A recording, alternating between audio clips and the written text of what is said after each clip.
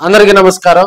కందుకూరు లక్ష్మీ నాయుడు మర్డర్‌కి సంబంధించి కూడా ఒక హత్య, సమాధానాలు లేనటువంటి ప్రశ్నలు 100గా కూడా ఆ కాన్స్టిట్యుయెన్సీలో వినిపిస్తా ఉన్నాయి.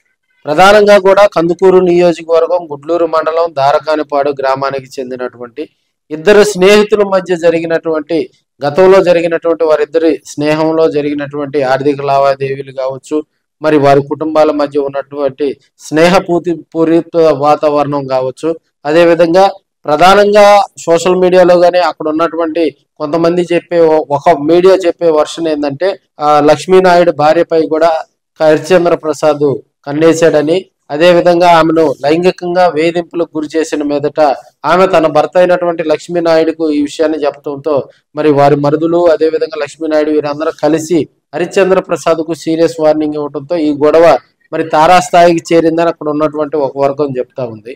అసలు వాస్తవ పరిస్థితులు ఏంది, అదేవిధంగా లక్ష్మీనాయుడు కుటుంబానికి అదేవిధంగా లక్ష్మీనాయుడు మరి కసితీర హరిశ్చంద్ర ప్రసాద్ చంపటానికి గల కారణాలు ఏంది అనేది కూడా లోతుగా గనక దర్యాప్తు గనక చేస్తే మరిన్ని విషయాలు తెలుస్తాయని అక్కడ ఉన్నటువంటి కొంతమంది రాజకీయ విశ్లేషకులు అయితే చెప్తా ఉన్నారు.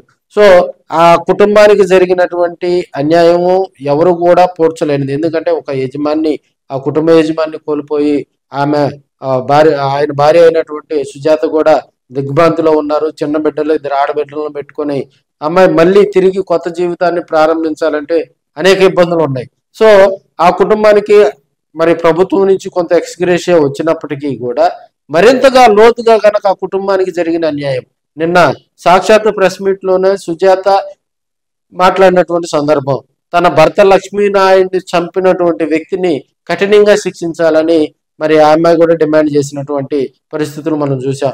సో అక్కడికి వచ్చినటువంటి కాపు నేతలు అదేవిధంగా ఆ లక్ష్మీనాయుడు కుటుంబంతో సుజాత తోటి కూడా మాట్లాడిన సందర్భాలు చూసాం.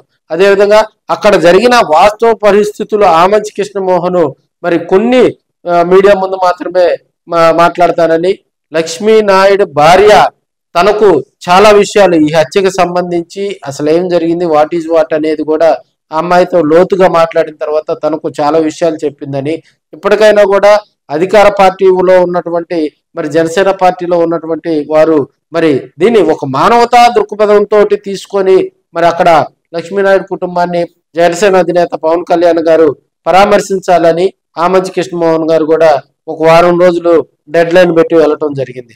సో ఈ వారం రోజుల తర్వాత కూడా సుజాత తనతో చెప్పినటువంటి విషయాలన్నీ కూడా మీడియాతో మాట్లాడతానని ఆమంచి కృష్ణమోహన్ చెప్పడం జరిగింది.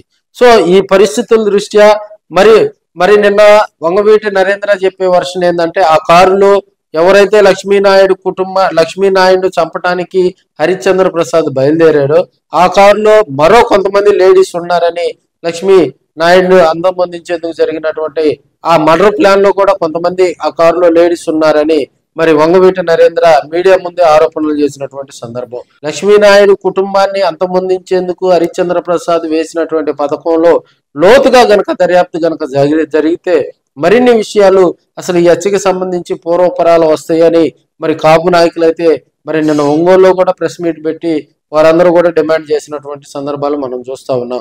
ఈ హత్యకు సంబంధించిగా కూడా మరి పోలీసులు వేగవంతంగా వారిని అరెస్ట్ చేయడం జరిగింది.